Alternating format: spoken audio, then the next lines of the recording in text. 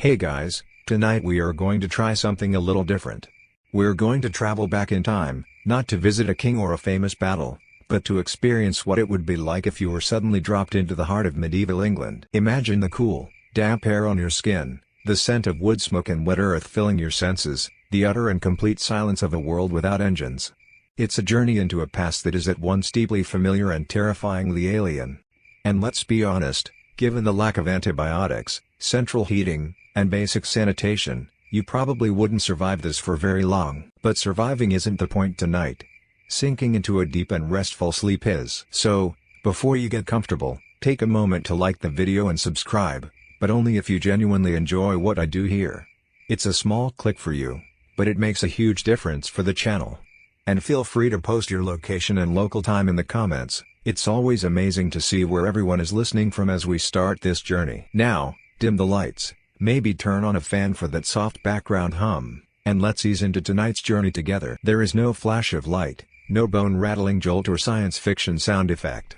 There is only a quiet, seamless transition. One moment, you are where you are, warm, comfortable, surrounded by the familiar. The next, you are not. You are lying on your back, and the first thing you notice is the cold. It's not a biting, winter frost, but a deep, penetrating dampness that seems to be radiating from the ground itself, greedily soaking through your clothes, chilling your skin. You open your eyes. Above you, the sky is a uniform, milky gray, a soft, diffuse light filtering through a thick blanket of cloud. There are no contrails from jets scarring its surface, no distant rumble of traffic, no hum of an air conditioner. The silence is the second thing you notice. It's a profound, heavy quiet that you have likely never experienced before. It's so absolute that you can hear the soft whisper of a breeze rustling something nearby, and the almost imperceptible squelch your own shoulder makes as you shift your weight in the mud. That's the third thing. You are lying in it. You push yourself up, first onto your elbows, then into a sitting position. Your hands sink slightly into the cold, slick earth. It cakes your palms, gets under your fingernails. Your clothes, so perfectly normal just moments ago, now feel laughably inadequate and alien. The fabric of your modern sweatpants or jeans is heavy with damp soil. Your shoes, well, your comfortable sneakers are already a lost cause, caked in a thick, brown paste. You feel a bit like you've woken up on the losing side of a very soggy music festival. You get to your feet, slowly, unsteadily. And as you stand, you take in your surroundings. You are in the middle of a vast, empty field. Not a neat, manicured field with tidy fences, but a wide, undulating expanse of churned earth, marked with long, parallel ridges and furrows. It stretches away in every direction, a sea of brown, broken only by patches of stubborn, yellowing grass. There are no roads, no houses, no power lines stitching the horizon together, no friendly signposts offering cryptic advice. Nothing. In the distance, ringing the horizon, is a dark, dense line of trees. A forest. It looks thick, ancient, and deeply intimidating. It's not the managed woodland of a modern national park. It looks wild, untamed. Somewhere, far to your left, a thin, almost invisible tendril of gray smoke rises straight up into the still air, the only sign of human activity in this entire, empty landscape. It's your only clue.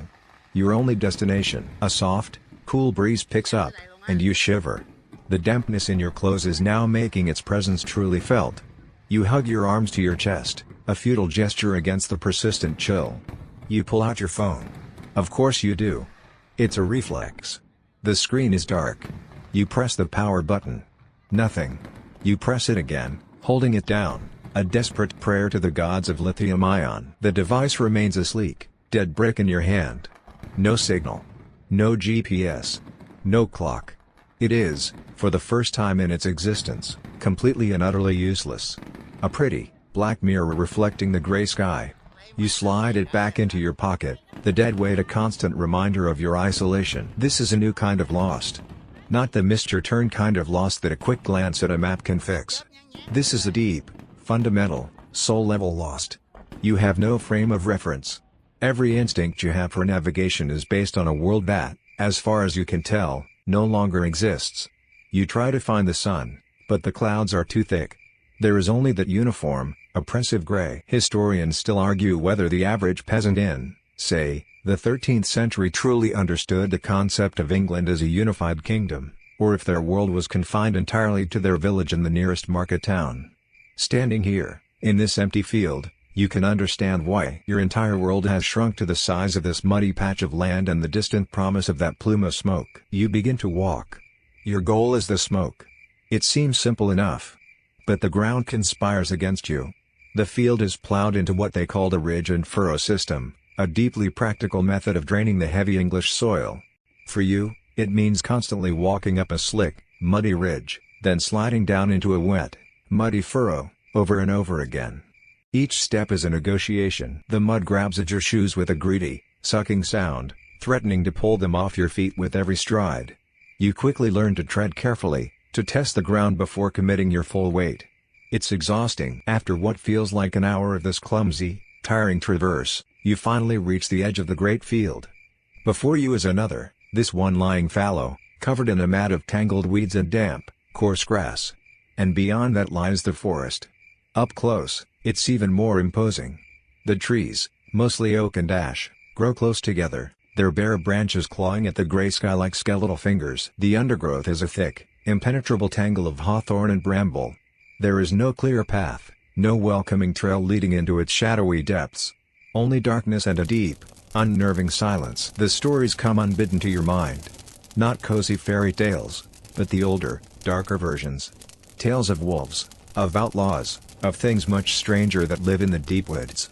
To the people who might live near that smoke, this forest isn't just a collection of trees, it's a place of tangible danger and folklore. A quirky but common belief in medieval times was the idea of being elf-shot. A sudden pain or illness was often blamed on invisible arrows fired by malicious elves or fairies. If one of the locals were to see you, appearing out of nowhere in your strange, brightly colored rags, they might not think time traveler. They might think you're one of them, a supernatural being, something to be feared and avoided. It's a sobering thought. Being mistaken for a fairy is not nearly as charming as it sounds. The smoke seems to be on the other side of this wood. You face a choice. A direct route through the intimidating darkness, or a much longer journey around its edge. The thought of plunging into that black, tangled mess, with no light and no path, is terrifying. The sun, though you can't see it, is definitely getting lower in the sky. The light is beginning to fade, the gray of the sky deepening to a bruised purple at the edges. The air is growing colder. Darkness here won't be the familiar, soft dark of a city, polluted with light. It will be an absolute, crushing blackness. You choose the long way around. You turn and begin to trudge along the border where the wild woods meet the tamed, yet still difficult, fields. Every rustle in the undergrowth, every snap of a twig, sends a jolt through your system. You are prey. You are an anomaly. You are cold, you are hungry, and you are completely, utterly alone in a world that you do not understand. Your slow, rhythmic footsteps, the squelch of mud, the soft whisper of the wind, the heavy beat of your own heart. These are the only sounds as you walk on, your eyes fixed on that fading plume of smoke, a tiny beacon of hope in the gathering twilight of medieval England. The world is shrinking into shades of gray and black. The forest beside you has become a solid wall of impenetrable darkness, and the sky above is now a starless, inky canopy. Your only guide, that distant plume of smoke, has long since vanished, swallowed by the dusk. You walk on pure faith now, your feet numb with cold, your mind a dull buzz of exhaustion and fear. You stumble, catching yourself on a thorny bush that snags your sleeve, the sharp sting a welcome, grounding sensation in the growing numbness. And then, you hear it. A dog. Not a happy bark, but a sharp, aggressive challenge ripping through the silence. Your head snaps up. You peer into the gloom, and your heart gives a painful lurch. Ahead, perhaps 200 yards away, are shapes. Low, lumpy silhouettes against the slightly less black horizon. Structures. You've found it. The source of the smoke. Relief, so potent it almost brings you to your knees, washes over you, followed immediately by a fresh wave of anxiety. You are about to meet the inhabitants of this timeline. You slow your pace, trying to appear as non-threatening as possible, which is difficult when you look like a fugitive from a sporting goods store who just fell into a bog. The barking gets more frantic. As you draw closer, you can make out the details of the nearest dwelling. It's small, shockingly so. The walls are not made of stone or neat planks of wood, but of a lumpy, uneven plaster, crisscrossed with dark lines. You're looking at a classic wattle and daub hut, A basket weave of wooden strips packed with a mixture of clay, mud, and dung. The roof is a thick, shaggy cap of thatch, looking heavy and damp, and sagging slightly in the middle as if it's sighing under its own weight. There are no windows. Not a single pane of glass. The only opening is a low, dark rectangle in the center of the wall, covered by what looks like a stiff animal hide. A figure ducks out from under the hide, silhouetted against a faint, flickering orange light from within. They yell something at the dog, a sharp, guttural command in a language that scrapes at your ears with its unfamiliarity. The dog subsides to a low growl. The person, you can't tell if it's a man or a woman in the gloom, stands there, holding a heavy stick, staring at you. They are short, broad, and perfectly still. You stop about 20 feet away, holding your hands up in the universal gesture of peace. Your voice feels rusty, unused. "Hello?" you say, and the modern, clean sound of your own language feels utterly alien here. The figure doesn't respond. They just stare. You can feel their suspicion, their fear. You are an unknown, appearing out of the night from the direction of the woods. In your strange, smooth, brightly colored clothing, you might as well have descended from the moon. Historians debate the true nature of medieval hospitality, while sagas and poems speak of open doors for weary travelers. For the average serf bound to this land, a stranger was more likely a threat, a potential outlaw, a runaway, a tax collector, or worse, than a welcome guest. Their world is small and dangerous, and you are a disruption. You try again. Using gestures. You shiver dramatically, hugging yourself. You point to your mouth, then to your stomach. Cold. Hungry. The silence stretches, thick and heavy, broken only by the dog's menacing growl and the distant lowing of a cow. Finally, after a moment that feels like a lifetime, the figure gives a curt jerk of their head toward the hut's opening and steps aside. It's not a welcome, not really. It's a command. Get inside. Out of sight. You duck your head and stoop to enter the low doorway, pushing past the heavy, greasy-feeling hide. The change in atmosphere is instantaneous and overwhelming. First, the heat. It's a thick, humid warmth that feels wonderful on your frozen skin. But it's followed immediately by the smell. Oh, the smell. It's a potent cocktail of acrid wood smoke, unwashed human bodies, damp wool, boiling cabbage, and something else, a pungent, sharp aroma you can't quite place until your eyes adjust to the gloom and you see its source. The hut is a single, small, circular room. The floor is nothing but dark, compacted earth, uneven and damp beneath your feet. In the center, a small fire burns in a shallow pit, its flames licking at a blackened pot suspended from a hook. The smoke from the fire doesn't have a proper chimney. It simply drifts upwards, lazy and thick, to find a small hole in the thatched roof, staining the reeds a greasy black and filling the entire space with a permanent, stinging haze. Your eyes immediately begin to water. And sitting on the floor, huddled around the fire, are more people. A man with a short, rough beard, a woman with her hair covered by a simple cloth cap, and two small children who are staring at you with enormous, terrified eyes. And beyond them, in the shadows that dance against the curved wall, are the animals. A goat is tethered to a post, placidly chewing. A few chickens are asleep in a makeshift roost in the corner. You realize with a jolt that you are in a combined living space and barn. The family brings their most valuable livestock inside at night, both to protect them from thieves and predators, and for the simple, practical reason that their body heat helps warm the hut. No one speaks to you. The man who let you in, you see now it is a man, his face weathered and creased far beyond his ears, closes the hide flap, plunging the room into a deeper darkness, lit only by the mesmerizing, dancing flames. He murmurs something to the woman, who ladles a thick, grayish substance from the pot into a rough wooden bowl. She pushes it towards you without a word. You take it, your hands trembling slightly. It's pottage. The staple food of the peasant class for centuries. A sort of perpetual stew.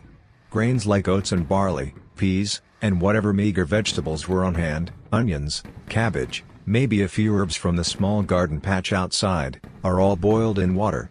When some is eaten, more water and ingredients are added. It's a never-ending, economical slop that provides warmth and sustenance, if not pleasure. You take a hesitant spoonful. It's bland, gritty, and has a slightly sour taste, but it's hot. You eat it gratefully, feeling its warmth spread through your core, the simple act of filling your stomach a profound comfort.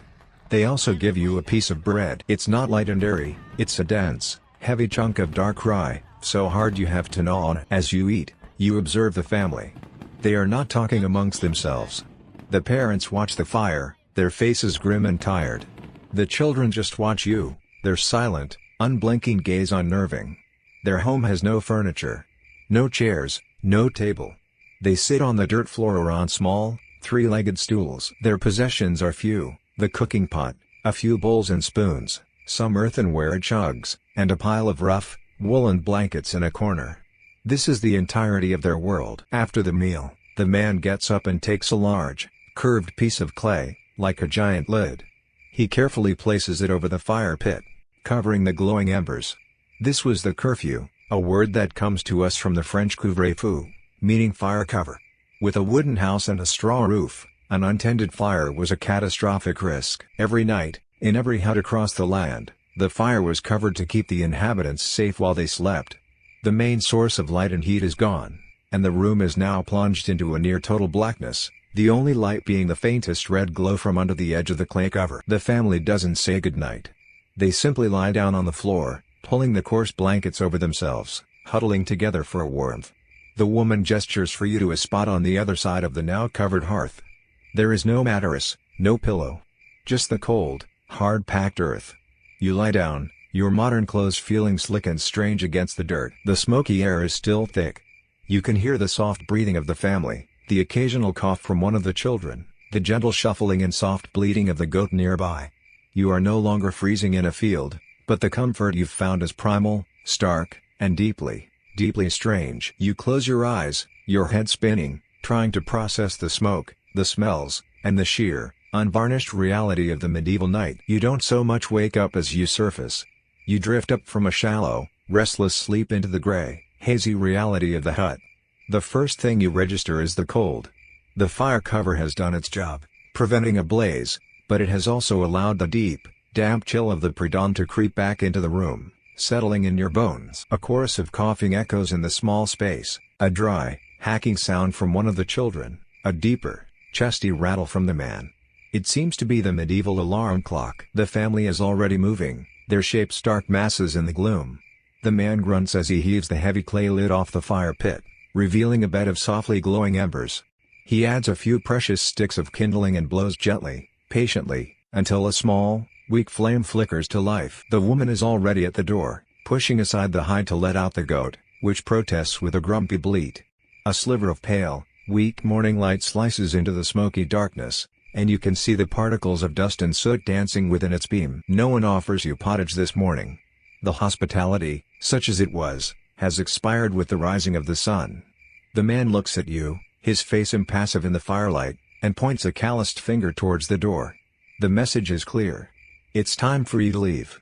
You don't need a common language to understand the gesture. You are the strange, disruptive element, and now that it is light, you need to be somewhere else. You nod, your body stiff and sore from the hard floor. You push yourself up and duck back out into the world.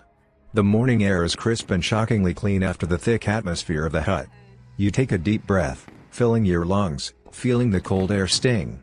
The small cluster of huts, maybe 5 or 6 in total, is slowly coming to life. Thin plumes of smoke are now rising from the roofs of the other dwellings. People are emerging, their movements slow and deliberate, as if conserving energy for the long day ahead. A woman hauls 2 wooden buckets towards a distant well. A man sharpens a tool on a stone. No one looks at you. You are pointedly ignored. The peasant who sheltered you points again, this time down a muddy track that winds away from the hamlet. You give a short, grateful nod, which he does not return, and you begin to walk, leaving the tiny pocket of humanity behind. The track is more of a suggestion than a road, 2 deep ruts carved into the earth by the passage of wooden cartwheels. It leads you gently uphill, and as you reach the crest of a small rise, a larger picture unfolds below you. You see a proper village. A collection of maybe 20 or 30 huts, much like the one you just left, are clustered together. They huddle near 2 much more significant buildings that anchor the entire community. On a low hill to one side stands a large, 2-story structure built of timber and stone, with high walls and narrow windows. It's not quite a castle, but it's clearly a place of importance and defense, a manor house. And in the center of the village, dominating everything, is a church. It's the only building made entirely of stone, solid and eternal amidst the impermanent mud and wood of the peasant dwellings. Its presence is not just religious, it's a statement of power. Surrounding this nucleus is a patchwork of vast, open fields, divided into long, narrow strips of land. You see people, dozens of them, already out in these fields, bent over their work. Men are guiding teams of oxen, pulling heavy wooden plows through the soil. Women are weeding or gathering stones. Their movements are rhythmic, practiced, and achingly slow. And it's here, watching this scene, that you begin to understand the invisible architecture that holds this entire world together. You notice a man on a horse. He's not dressed in the simple, earth-tone tunics of the field workers. He wears a better quality woolen cloak and leather boots. He isn't working, he is observing, his gaze sweeping across the fields. As he trots along the edge of a strip, the peasants he passes stop their work for a moment. The men dip their heads, the women offer a small curtsy. It's a subtle but profound gesture of deference. He is not their friend or neighbor. He is their superior. This is your first lesson in feudalism. It isn't a concept they would name, but it's the air they breathe. At the very top of this great chain, far away in a place like London or Winchester, is the king. He is a remote, almost godlike figure who, in theory, owns every inch of this land you're standing on. But he can't manage it all himself. So, he grants huge estates to his most powerful supporters, barons, dukes, earls, in exchange for their money, their loyalty, and a promise to provide trained soldiers in times of war. Those great lords, in turn, carve up their vast holdings and grant smaller manors, like this one, to lesser lords or knights. This local lord, the one who lives in that stone and timber house on the hill, is the absolute ruler of this small world. He is the law. He is the government. He is the landlord. The peasants don't pay him rent in cash. They pay him with their lives, their time, their labor. And that's what you're witnessing. The fields are divided. Some of those long strips belong to the peasants, who work them to feed their families.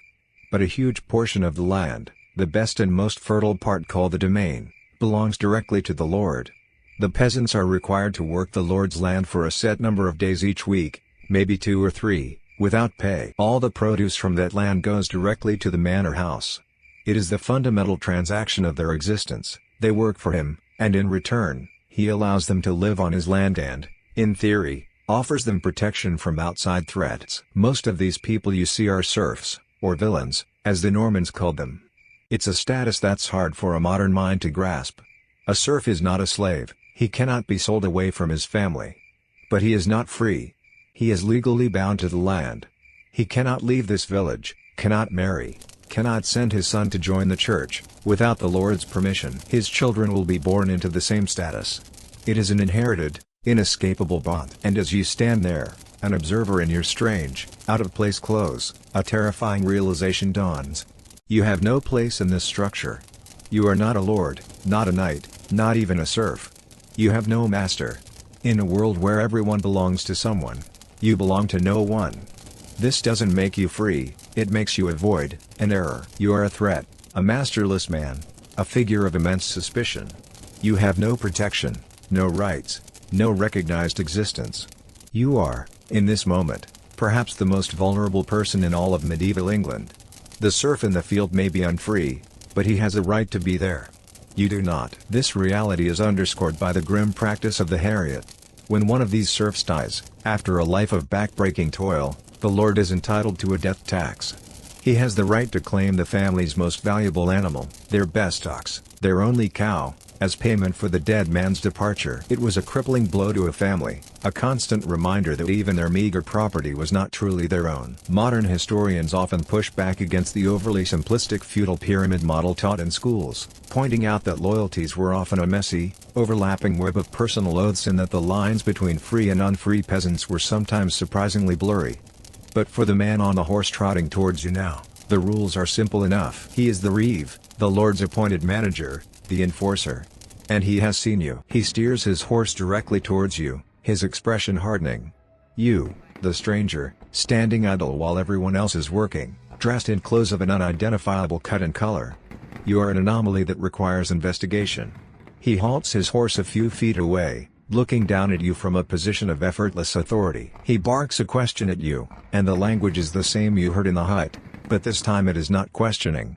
It is demanding. Though you can't decipher the words, the meaning is brutally clear. Who are you? Where are you from? Who is your lord? You open your mouth to answer, but what can you say? I come from the 21st century? I seem to have been accidentally misplaced in time? You stare back at him, mute and terrified. Your silence is your confession. You have no lord. You have no village. You have no legitimate reason to exist on this patch of dirt. You can see the suspicion in his eyes curdle into something colder. You are not a lost traveler. You are a problem. And in the harsh, unforgiving world of medieval England, problems are dealt with swiftly. The invisible social cage has just become terrifyingly real, its bars pressing in on you. You are trapped in the Reeve's downward gaze. His authority hangs in the air, as heavy and oppressive as the gray sky above. Your modern instincts scream at you to explain, to reason, to assert your rights. But your rights don't exist here, and your reasons are the stuff of madness. Your silence, which began as a prudent strategy, now feels like a lead weight in your throat. You can see him weighing his options. An unsupervised stranger is a risk. A vagrant could be whipped, branded, or run out of the village. But you are also a pair of hands. And in a world where every single calorie of food is won through brutal physical effort, an able body is a resource. Pragmatism wins. With a sudden, decisive movement, he dismounts. He grabs your arm, his grip like iron. His hand is hard and calloused, a working man's hand, and you feel utterly powerless as he half drags you off the muddy track and into the field itself. The other peasants watch you from under their brows, their expressions unreadable. They have seen this before. A runaway serf from another manor being caught, perhaps. Or a debtor being put to work. They don't intervene. It is not their place. The Reeve marches you over to a group of 3 women who are kneeling on the ground, their backs permanently bent. He barks an order. The women glance at you, their eyes lingering on your strange, flimsy shoes, before turning back to their task. One of them, older, with a face like a weathered map, wordlessly shoves a large, sharp-edged stone into your hand and gestures to the ground. Then she turns away, her duty done. The Reeve gives you one last, hard look, as if to say, don't even think about running, before mounting his horse and trotting to a higher vantage point where he can watch over the entire field. The message is unmistakable. You are to work. You look down at the ground. The heavy plow has recently turned this soil, and the earth is littered with stones, from small pebbles to rocks the size of your fist. These have to be cleared. If left, they would blunt the blade of a scythe during harvest or choke the growth of the precious crops. Your task is simple, elemental, and endless. You kneel, the damp cold of the earth immediately soaking through the knees of your pants. You pick up a stone. And another. And another. At first, it seems almost absurdly simple. But within 20 minutes, your body begins to protest. You are not used to this posture, this constant, deep bend at the waist and knees. A dull ache begins to radiate from your lower back. Your hands, accustomed to keyboards and touchscreens, are soft. The rough, gritty texture of the stones and the cold, abrasive mud begin to chafe your skin. You carry your collected stones to the edge of the long, narrow strip of land you've been assigned to, adding them to a slowly growing cairn. Then you walk back and start again, as you fall into the soul-crushing rhythm of the work. Bend, search, pick, carry, drop, return. You begin to see the bigger picture. You are part of a vast, coordinated machine. Not far from you is the engine of that machine, a plow team. 2 immense, powerful oxen are yoked together, their breath misting in the cool air. A man, the plowman, walks beside them, holding a long goad and calling out in a low, steady stream of encouragement and commands. The plow itself is a marvel of medieval engineering, a heavy wooden beast tipped with an iron blade, or plowshare, that slices deep into the earth. It doesn't just scratch the surface, it lifts and turns the heavy, clay soil, burying the weeds and aerating the ground for the new seeds. The sound it makes is a deep, satisfying groan of wood and a ripping tear of earth, a sound that has echoed across these fields for centuries. You realize you are working in just one of 3 enormous, sprawling fields that surround the village. One, where you are, is being plowed for spring planting, oats, barley, maybe peas or beans. Off to the west, another huge field is already green with the shoots of a winter crop, likely wheat or rye, planted last autumn. And to the east, a third field lies empty and brown. It looks deserted, but it's performing a vital function. It is fallow. This is the famous 3-field system of crop rotation, a quiet agricultural revolution that allowed for much greater food production than the old 2-field system. By leaving a third of the land to rest each year, the soil could recover its nutrients. Historians and archaeologists still debate the exact pace and extent of the adoption of the three-field system across England, with some regions clinging to older, less efficient methods for centuries. But here, it is in full effect, a slow, patient, sustainable cycle of planting, harvesting, and regeneration. That fallow field isn't just resting, either. Later in the day, you see the village children driving the community's livestock, a few cows, some sheep, a gaggle of geese, onto its stubble. This isn't playtime. The animals graze on the weeds and leftovers from the last harvest, and in doing so, they spread their manure across the field. In a world without chemical fertilizers, animal dung was black gold, a vital ingredient for ensuring a good harvest the following year. Every part of the system was connected, nothing wasted. Sometime around what you guess is noon, the work pauses. There's no lunch bell, just a collective straightening of backs and a slow ambling to the edge of the field. This is not a relaxing break. The peasants pull out their midday meal from cloth sacks. It is, almost universally, a thick hunk of dark bread and a raw onion or a small wedge of hard, crumbly cheese. They wash it down with swigs from a leather flask. It might contain water, but more likely it's small beer, a very low alcohol, watery ale. It was hydrating, provided a few extra calories, and was often safer to drink than water from a potentially contaminated stream or well. You have nothing. You just sit on the damp ground, your stomach aching, your hands throbbing, and watch. The woman who gave you the stone earlier wordlessly breaks her own small chunk of bread in half and holds a piece out to you. You take it with a murmur of thanks that she doesn't understand, but she seems to get the sentiment. The bread is dense and sour, but it's the most welcome food you have ever eaten. The break is short. 10, maybe 15 minutes. Then it's back to work. The sun, a weak disk in the gray sky, has begun its slow descent. The afternoon is a long, slow grind. The ache in your back is now a searing pain. Your knees are raw. You have blisters forming on your palms and fingers. The monotony is hypnotic. Your mind, usually so busy with thoughts, plans, and anxieties, goes blessedly blank. There is only the mud, the stone, the pain in your back.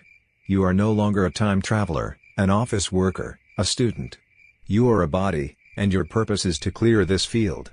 One stone at a time. Just as you feel you can't possibly bend over one more time, a sound echoes from the village, the clear, resonant toll of a church bell. It's the signal for vespers, the evening prayer, and the end of the workday. A collective sigh of relief seems to pass through the workers. Tools are gathered, oxen are unyoked. The slow, silent procession back towards the village begins. Their shoulders are slumped, their feet drag in the mud. This is a level of exhaustion you have never known. As you stand up straight, a wave of dizziness washing over you, the reeve appears again on his horse. He looks down at you. He sees your mud-caked clothes, your face streaked with sweat and dirt, your posture of utter defeat. He glances at your hands, which you are holding open, unable to close them into fists because of the raw blisters. You no longer look like a strange, clean visitor from another world. You look, for the first time, like you might almost belong here. He gives a short, sharp grunt. It's not a sound of kindness, but perhaps of grudging acceptance. You have paid for your keep today. He gestures with his head, indicating that you should follow the others. You have been provisionally accepted into the lowest rung of this society. You are a field hand. You turn and fall into step with the other silent figures, a ghost at their feast of exhaustion. Your body is screaming, but for the first time since you arrived, you have a place. It is the worst job you have ever had, but it is a place. And as you trudge towards the smoky promise of the village, you know with a dreadful certainty what tomorrow holds. The bell will ring, and you will do it all over again. Word count, 1779. Awaiting continue. Continue. Hien tien trin tu dui. Section 5. That first night, after your ordeal in the fields, you do not return to the smoky warmth of the family hut. You are no longer a guest, not even an unwelcome one. You are now a laborer. The reeve, with a gesture of dismissal, points you towards a long, low-roofed barn where some of the other single men and unattached workers sleep. There is no fire, no family, only the shared body heat of a dozen exhausted men and the sweet, dusty smell of hay. You find an empty corner, collapse onto a pile of straw that rustles loudly with every movement, and fall into a sleep so deep it feels like drowning. Your dreams are of nothing but the rhythmic ache in your back and the feeling of a cold, sharp stone in your hand. The days that follow bleed into one another, each a copy of the last. The church bell tolls in the grey dawn. You rise, your body a symphony of aches. You trudge to the fields. You bend, you lift, you carry. You pause for a piece of hard bread. You work until the evening bell. You trudge back to the barn. You collapse into the straw. Your hands, at first a mess of raw blisters, eventually harden, forming tough, leathery calluses. Your skin, exposed to the wind and sun, darkens and weathers. The muscles in your back and legs, once screaming in protest, settle into a state of permanent, weary strength. You learn not to think, but to simply exist in the slow, grinding rhythm of the agricultural year. You are becoming a part of the landscape, as patient and silent as the stones you clear from the earth. Then, one morning, the routine breaks. The reeve seeks you out as the workers gather. He doesn't need another stone picker today.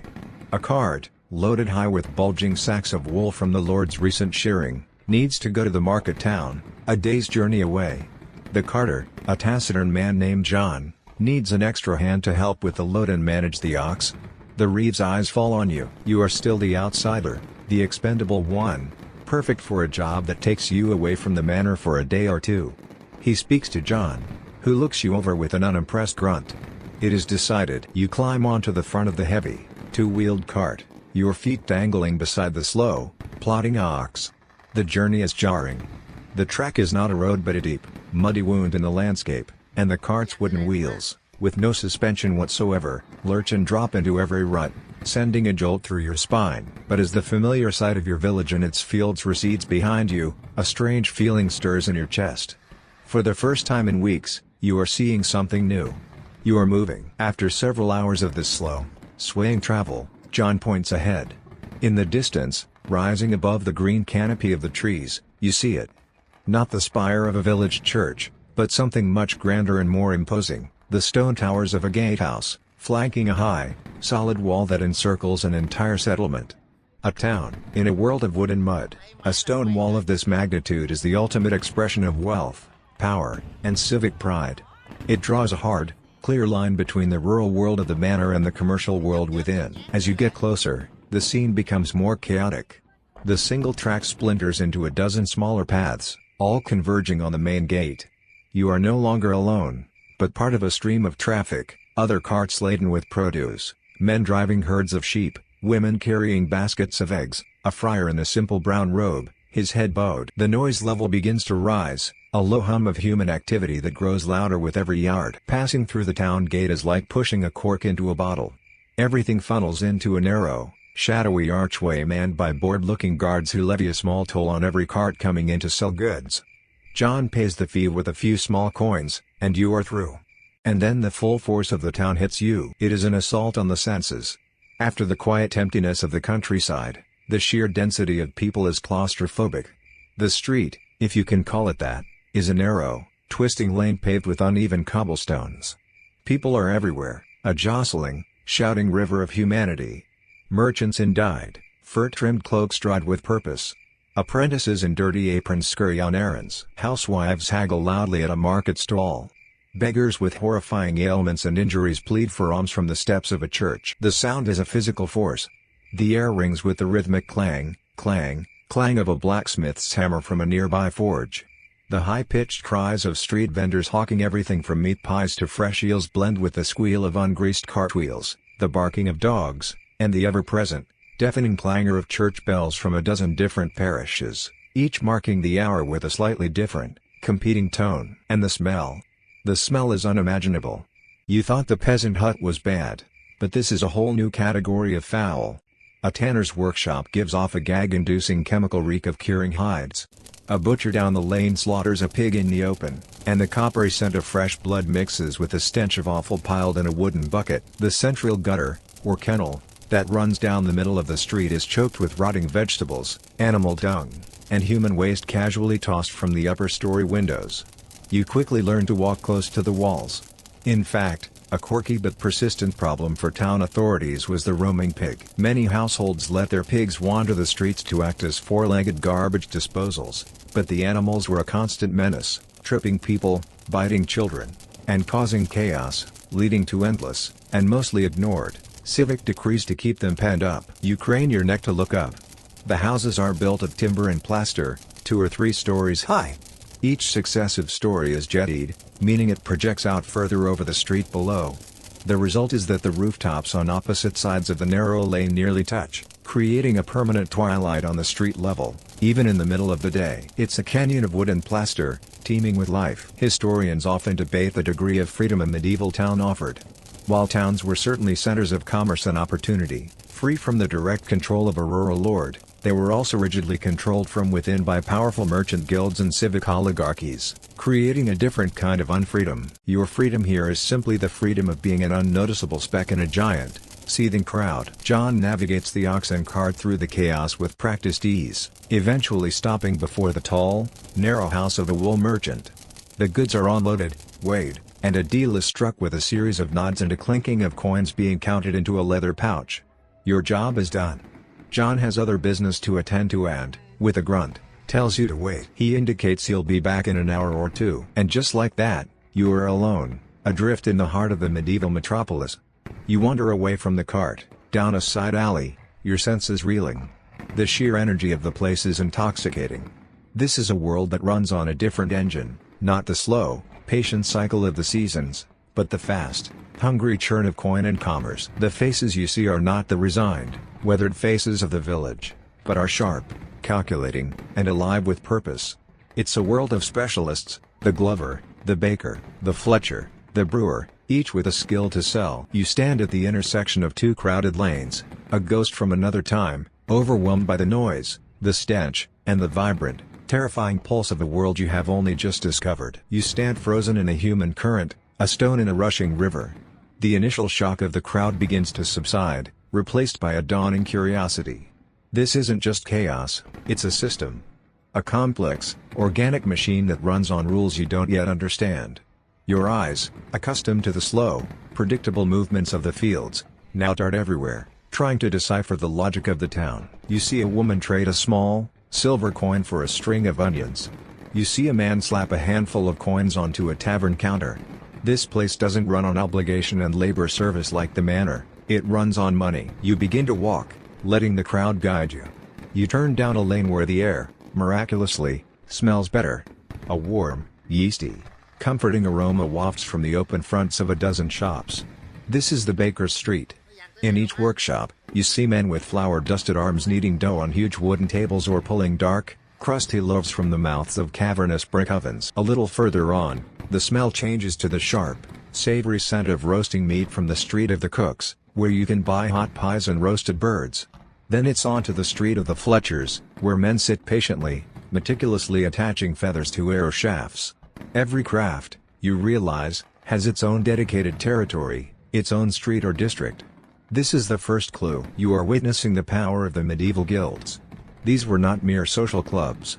A guild was an immensely powerful organization that held a complete monopoly over its specific trade within the town's walls. The Guild of Bakers controlled who could bake and sell bread, the quality of the flour, the weight of each loaf, and the price it could be sold for. To be a baker in this town, you had to be a member of their guild. To be a member, you had to follow their rules to the letter. It was a closed shop, designed to protect its members from competition and to guarantee a certain standard of quality for the public. While guilds are often portrayed as rigid and oppressive, some historians argue they also fostered innovation by protecting trade secrets and encouraging the slow refinement of skills over generations, creating a stable environment for craftsmanship to flourish. Peering into these open workshops, you can see the guild hierarchy in action. The man who owns the shop, who barks the orders and deals with customers, is the master. He has proven his skill, paid his dues, and been accepted into the guild's elite. Working alongside him are the journeymen, skilled craftsmen who have completed their training but don't yet own a shop. They are paid a daily wage, their name coming from the French word journée, for day. And at the bottom are the apprentices, young boys, sometimes no older than 10, who have been signed over to the master for 7 or more years. They work for no pay, only for a bed, food, and the promise of learning the trade's mysteries. It is a long, hard road to becoming a master, a path guarded by tradition and hefty fees. You pass a shop where a man is tooling intricate patterns onto a leather belt. The quality of the work is astonishing. You wonder what it would take for you to do something like that. The answer is, of course, a lifetime you don't have. You possess no craft that translates. You can't make a saddle, or a barrel, or a horseshoe. You can't even make a simple rosary bead, a trade so specific that in cities like London, they had their own guild of paternoster makers. Your modern skills are useless. You are, from a craftsman's perspective, less useful than the youngest, clumsiest apprentice. Then there is the matter of the money itself. It seems simple enough, but it's a confusing system. The coin you see most often is the silver penny. For much of this era, it was the only coin that was physically minted and in wide circulation. It's a small, thin, silver disc, easily bent or clipped. What if you wanted to buy something that cost less than a penny? The solution was brutally simple. The penny was cut. A penny cut in half was a halfpenny. Cut into 4, it became a farthing. You see a woman buy a single eel from a fishmonger and pay for it with what looks like a tiny, triangular shard of silver. What about larger amounts? This is where it gets truly abstract. You might hear two merchants in fine robes talking about a deal worth £10. But the pound wasn't a coin. Neither was the shilling, or the mark. These were units of account, a way of conceptualizing value. A pound was worth 240 silver pennies. A shilling was worth 12 pennies. So a deal for £10 meant someone had to count out, transport, and verify 2,400 individual silver pennies. Imagine carrying your life savings around in a giant, clanking sack of small change. It was a cumbersome, confusing system, but it was the bedrock of this new world of commerce you've stumbled into. As you wander, you start to notice the people who exist outside the tidy world of the guilds. The unskilled. The ones with nothing to sell but the strength of their back. You see men with buckets on yokes across their shoulders, hauling water from the river to the houses of the wealthy for a fraction of a penny. These are the cobs. You see a man with a cart full of animal dung he has collected from the streets, to be sold as fertilizer. And somewhere, in the dead of night, are the most unfortunate workers of all, the gong farmers, men paid to empty the city's overflowing cesspits and cart the waste outside the walls, a job so foul and so essential that they were paid extremely well, but were often forced to live in isolation. This is the only job market open to you here. Unskilled, manual labor. It is a grim realization. The backbreaking toil of the field seems almost peaceful compared to the competitive squalor of day labor in this town. You are just as trapped here as you were there, only the walls are made of guild regulations instead of feudal obligations. Just as you are pondering this, a familiar, gruff voice calls your name, or the closest approximation he can manage. It's John the carter. His own business is done, and he's ready to leave.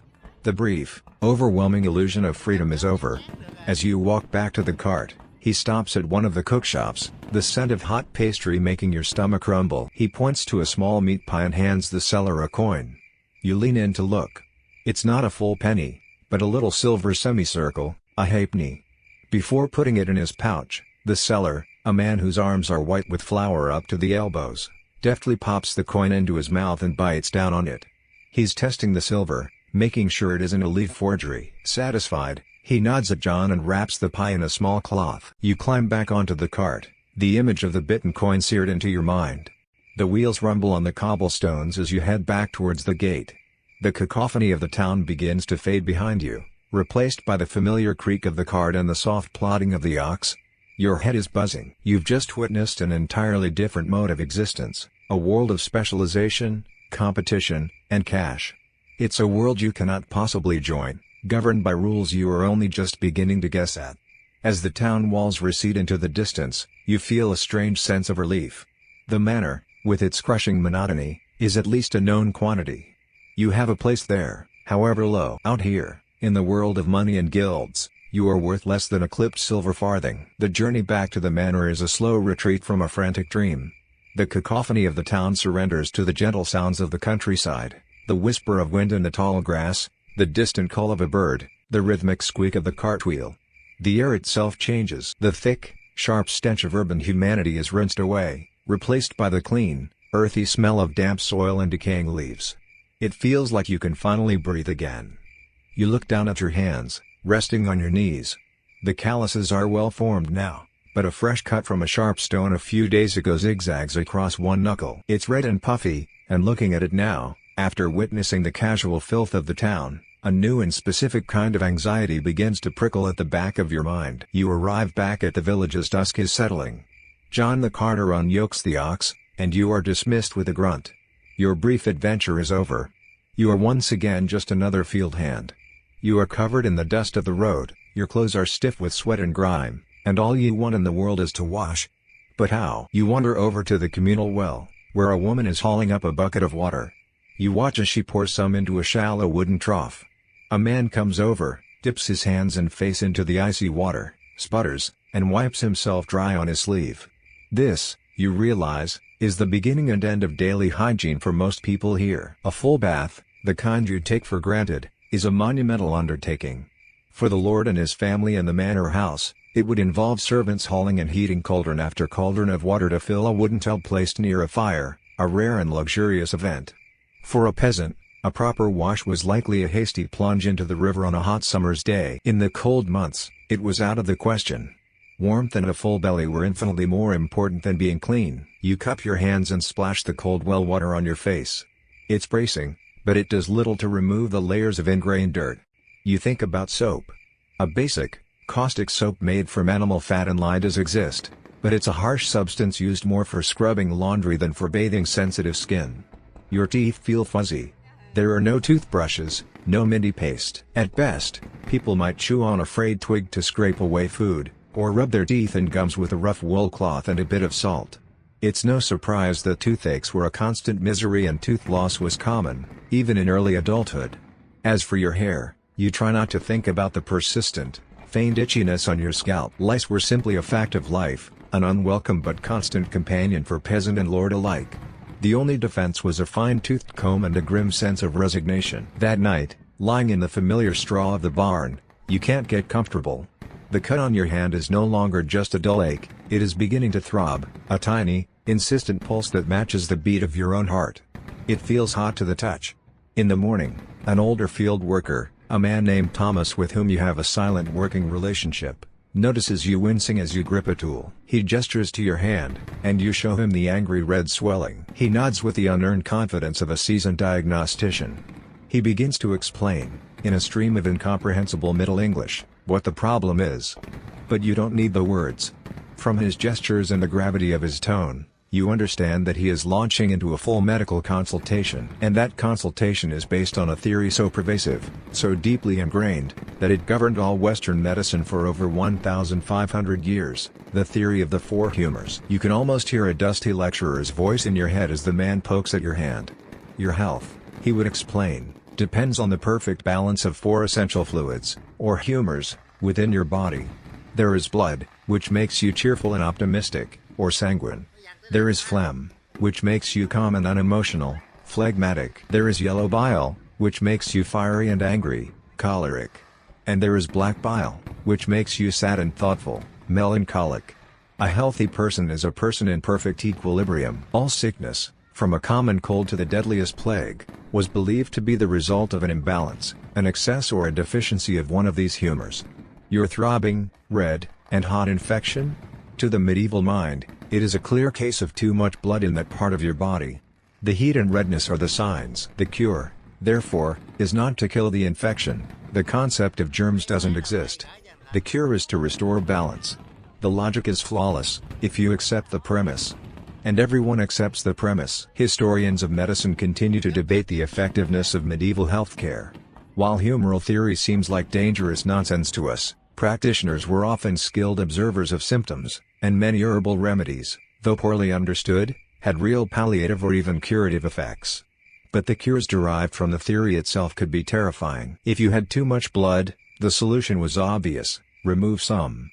Bloodletting, either by opening a vein with a lancet or applying blood-sucking leeches, was one of the most common medical procedures for almost any ailment. Thomas, thankfully, is not a trained barber surgeon and has no lancet. He offers you a humbler, farm-tested remedy. He chews a wad of some bitter-tasting herb into a green pulp, spits it into his hand, and mixes it with a few strands of cobweb scraped from a beam in the barn. He wants to plaster this concoction onto your open wound. You are faced with an impossible choice. Do you trust in your 21st century knowledge of bacteria and infection, and refuse the treatment? Or do you trust in the folk wisdom of your host century, and allow this man to apply a poultice of spit and spider silt to your festering cut? Some of these bizarre remedies, purely by chance, occasionally worked. Certain molds found in cobwebs can have antibiotic properties, and some soil bacteria in animal dung, another popular wound dressing, can produce antibiotics. But the risk of introducing tetanus or gangrene was infinitely higher. You pull your hand back with a polite but firm shake of your head. Thomas shrugs, his duty done. If you want to ignore good advice, that's your own foolish business. He has crops to tend to. You are on your own with this. Lying in the dark barn later that night, you feel the fever beginning to creep into you. A faint chill, a deeper ache in your joints. Your hand is a ball of fire. The throb is no longer just in your knuckle, it seems to be echoing up your arm. Every beat of your heart is a reminder of the invisible war being waged within your own body. Your modern knowledge is not a comfort, it is a curse. You know exactly what sepsis is. You understand the danger of a runaway infection in a world without antibiotics. The fear is no longer abstract. It's not about being lost or being poor. It's the primal, terrifying fear that your own body is failing, and there is absolutely nothing in this entire world that can save you. The night is a long, disjointed journey through a fever dream. You are tossed on waves of heat and cold, your sleep punctuated by the relentless, throbbing drumbeat in your hand. In your fragmented dreams, you see the reeve, the peasant family, the merchants in the town, their faces melting and reforming in the smoky darkness of the hut. You are running from something, but your feet are heavy with mud. You are dying. You are sure of it, from a simple, stupid cut, a casualty of a world that has no name for the invisible predators swarming in your bloodstream. Then, sometime in the deep, quiet hours before dawn, the fever breaks. You wake up drenched in sweat, the straw beneath you damp and clammy. The frantic, hammering pulse in your hand has subsided to a dull, manageable ache. You hold it up in the faint light filtering into the barn. The angry redness is still there, but the terrible swelling has gone down. The heat is gone, by sheer, dumb luck. Your 21st century immune system, unprepared as it was for so much, has won. You are weak, hollowed out, and profoundly exhausted, but you are alive. The relief is so immense, it feels like a physical weight has been lifted from your chest. You push yourself to your feet, unsteady, and emerge from the barn into the cool morning air. And you walk straight into a commotion. There is shouting near the center of the village, a sharp, angry tone that cuts through the usual morning quiet. A crowd is gathering. People are leaving their huts, their morning chores forgotten. Driven by the same morbid curiosity, you drift towards the noise. In the open space before the small stone church, the reeve stands with his arms crossed, his face a mask of grim authority. Beside him, looking deeply uncomfortable, is the village priest, clutching a small wooden cross. On the ground between them kneels a young man, no older than 20, his face pale with terror. Another villager, a stout, red-faced man, is standing over him, jabbing a finger and yelling, his voice cracking with indignation. The reeve barks a command for silence. You piece together the drama from the gestures and the raw emotion. The young man, Philip, is being accused of theft. The red-faced man claims he saw Philip sneaking away from the Lord's storehouse last night with a sack of grain. It is a serious accusation. Stealing from a neighbor was a crime, but stealing from the Lord was an attack on the very structure of their world. It was a betrayal of the feudal oath, an insult to the man who owned their land, their homes, their very lives. This is not a scene from a royal court. This is the manor court in action, the lowest and most common level of justice in medieval England. It met every few weeks to handle the everyday squabbles and transgressions of village life. It was here that you'd be fined for letting your ox wander into your neighbor's vegetable patch, or for brewing ale that was weaker than the required standard. And it was here that crimes like petty theft were judged. Legal historians debate how just these manor courts really were. While they provided a vital local forum for resolving disputes, they were also an instrument of the Lord's power, and judgments could easily be swayed by personal grudges, social status, or the desire to make an example of someone. The problem, as you watch the accused man frantically deny the charge, is proof. There are no cameras, no fingerprints. It is his word against his accusers. The reeve calls for the first step. The priest steps forward, holding out a small, grimy wooden box said to contain the knucklebone of a local saint. Philip, the accused, must place his hand upon the relic and swear an oath to God that he is innocent. He does so, his voice trembling. Then his accuser does the same, swearing that his accusation is true. To your modern mind, it seems like a hollow formality. But to them, it is a terrifying moment. To knowingly swear a false oath on a holy relic was to perjure your soul, to invite eternal damnation. It was a lie told directly to God, and few would risk that, even to save their own skin. But what if both men believe they are right? Or one is willing to risk damnation? The reeve seems unconvinced. The priest murmurs something, and a debate begins between the two men of power. The priest, a man of old traditions, is suggesting a trial by ordeal, a direct appeal to God to show them the truth. Not long ago, this would have been the next logical step. The accused might have been forced to carry a bar of red-hot iron for 9 paces. His burned hand would then be bound and sealed. If, after 3 days, the wound was healing cleanly, God had proclaimed his innocence. If it was festering and infected, much like your own hand had been, it was a sign of God's judgment, and he was guilty. But you are living in the 13th century, and things are, slowly, changing. In the year 1215, a great church council, the Fourth Lateran Council, forbade priests from taking part in such rituals. Without a priest to bless the water or the iron, the ordeal lost its divine legitimacy. It was no longer a trial by God, but merely a form of torture. The reeve, a practical man of the Lord's secular law, seems to be aware of this. He shakes his head, dismissing the priest's suggestion. The age of the ordeal is over, even if its memory still lingers. With no ordeal, and only a contested oath, the reeve turns to the jury. Not a jury in the modern sense, but a panel of 12 senior villagers, the men who knew everyone and everything that happened here. They huddle together, their voices a low murmur. They are not just weighing evidence, they are weighing reputations. Is Philip known for his honesty? Does his accuser hold an old grudge against his family? After a few minutes, they deliver their verdict to the reeve. They believe the accuser. Philip is guilty. The punishment must be swift, public, and memorable. The reeve sentences him to a day in the stocks. 2 men haul out the heavy wooden device, a set of planks with holes for the ankles and wrists, and lock the terrified Philip into it. He is placed in the middle of the village green, trapped and helpless. The punishment is not pain, but shame. He is now a spectacle. The other villagers, his neighbors, the people he has known his entire life, are now his tormentors. Children, emboldened by the sanction of authority, throw clumps of mud and animal dung at him. Women who pass by on their way to the well shout insults. It is a ritual of public humiliation, a way for the community to purge the crime and reinforce its own rules. This is what happens when you step out of line. The whole system is a bit like the hue and cry, a law which stated that if you witnessed a crime, you had to start shouting.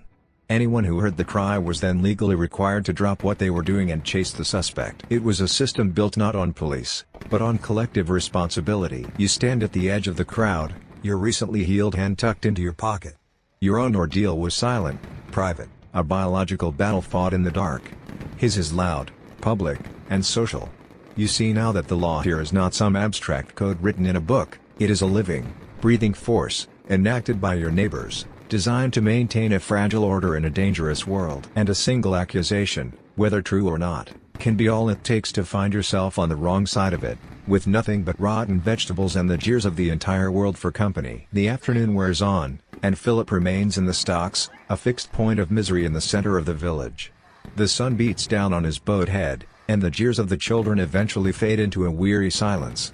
As evening approaches, the reeve releases him, and he slinks away to his family's hut, his shoulders stooped with the invisible weight of his disgrace. Life in the village returns to its normal rhythm. But as you watch the priest, who had stood witness to the entire affair, retreat into the cool, silent depths of the stone church, you feel a shift in your understanding.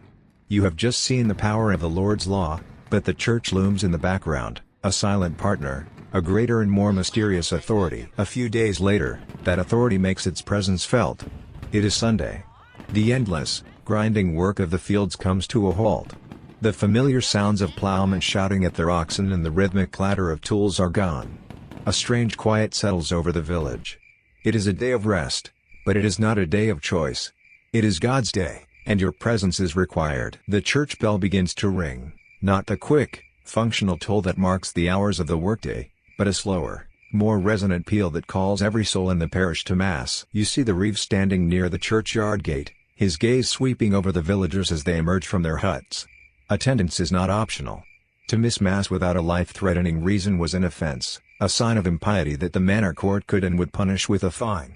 You fall into the stream of people, men, women, and children, shuffling towards the church. The building itself is unlike anything else in the village. It is made entirely of stone, a symbol of permanence in a world of decaying wood and mud. Its walls are thick, its windows are small and high, more like the defensive slits in a fortress than openings for light. You pass through a heavy oak door into the nave, the main body of the church where the congregation gathers. The air inside is cool and still, carrying a strange, sacred scent of cold stone, damp earth, beeswax, and the lingering sweetness of incense. After the bright sunlight outside, the interior is profoundly dark. There are no benches or pews. The floor is paved with uneven flagstones, covered with a scattering of sweet-smelling rushes to soak up the dampened mud. The entire village stands or kneels on this floor for the duration of the service. Your eyes adjust, and you begin to take in the visual language of the space.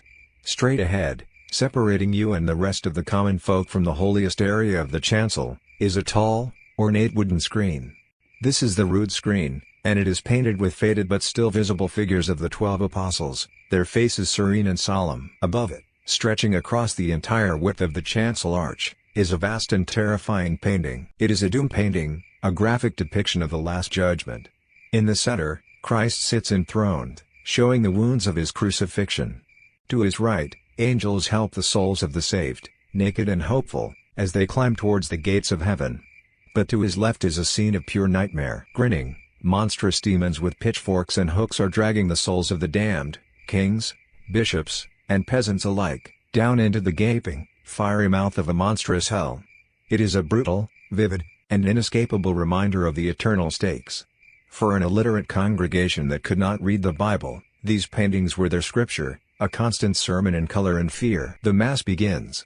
The priest, his back to you, stands before the altar in the chancel, his voice a low, monotonous chant. He is speaking in Latin, a language that no one in the village, save for him, can understand. The service is not meant to be understood, but to be witnessed. It is a sacred mystery, a performance that connects this small, muddy village to God. You hear the tinkle of a small bell, the sacring bell, and the entire congregation drops to their knees, their heads bowed. The priest raises a small, white wafer, the host, and in that moment, according to the doctrine of the Church, a miracle occurs. The bread is transformed into the literal body of Christ. Standing at the back, you begin to grasp the true, all-encompassing power of the institution this building represents. It's a power that touches every aspect of their lives.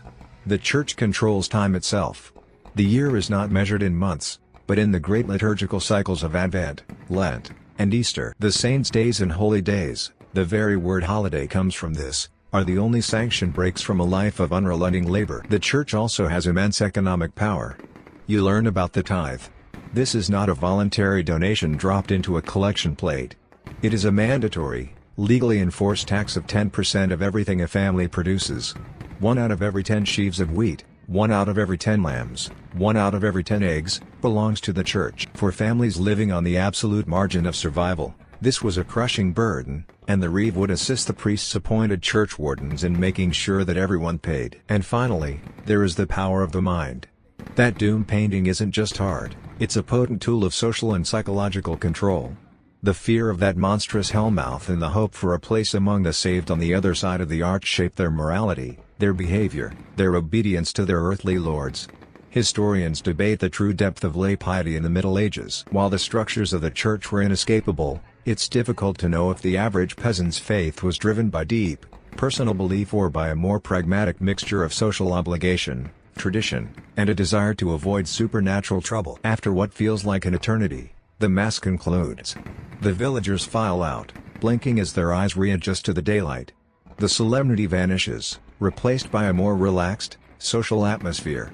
The churchyard becomes the village's new center, a place for gossip and trade. Sometimes, on special occasions, this would be the site of a church ale, a parish fundraiser where the church wardens would brew vats of strong ale and the entire village would pay to drink and celebrate, the profits going to repair the church roof or buy new vestments.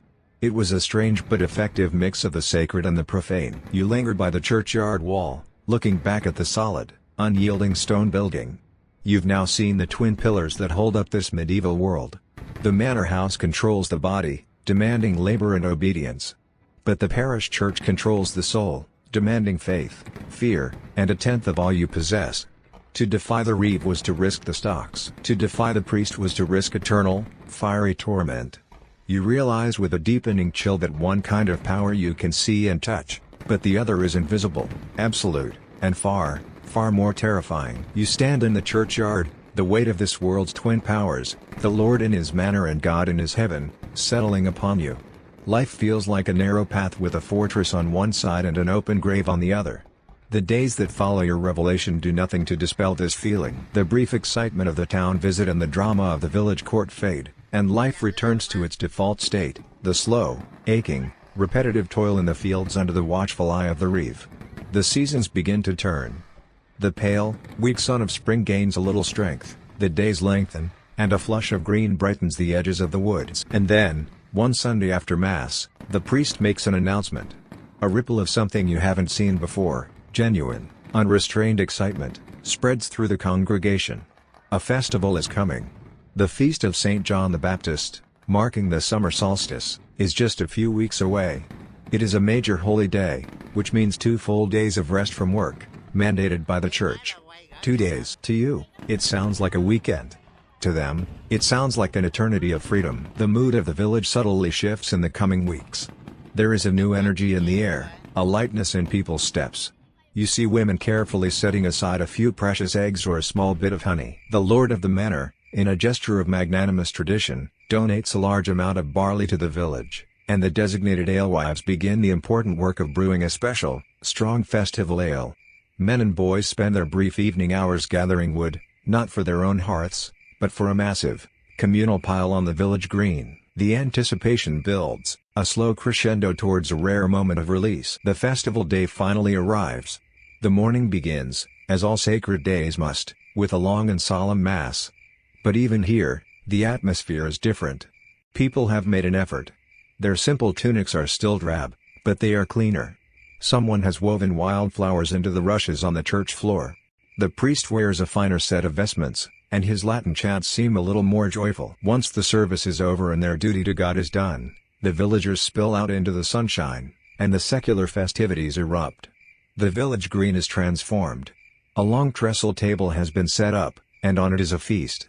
It's not a lavish banquet by your standards, but for the villagers, it is a feast of kings. The Lord has provided a whole roasted pig, its skin crackling and glistening with fat. There are loaves of bread made from fine wheat, not the dense, dark rye of every day. And most importantly, there are buckets and barrels of the strong, freshly brewed ale. You are handed a crude earthenware cup, and it's filled with the cloudy, potent brew. The taste is rich and malty, and the effect is immediate. For the first time, you see your fellow villagers truly smile, their faces open and relaxed. The rigid lines of hierarchy soften. You even see the reeve sharing a joke with one of the men he usually terrorizes. Laughter, a sound you've barely heard, fills the air. As the ale flows, the energy builds. A man produces a small, simple flute, or pipe, and another begins to beat a steady, infectious rhythm on a little drum called a tabor. It's not complex music, but it's more than enough. A group of young men and women link hands and begin a boisterous circle dance. Their feet, usually so slow and heavy from their work in the fields, are now light and quick. An older woman grabs your hand and pulls you, laughing, into the spinning circle. You stumble, clumsy and self-conscious, but you are swept up in the joyous, unrefined energy. For a few brief moments, you are not the outsider, not the strange survivor. You are just one of them, a dancer under the summer sun. The afternoon dissolves into a series of rowdy games.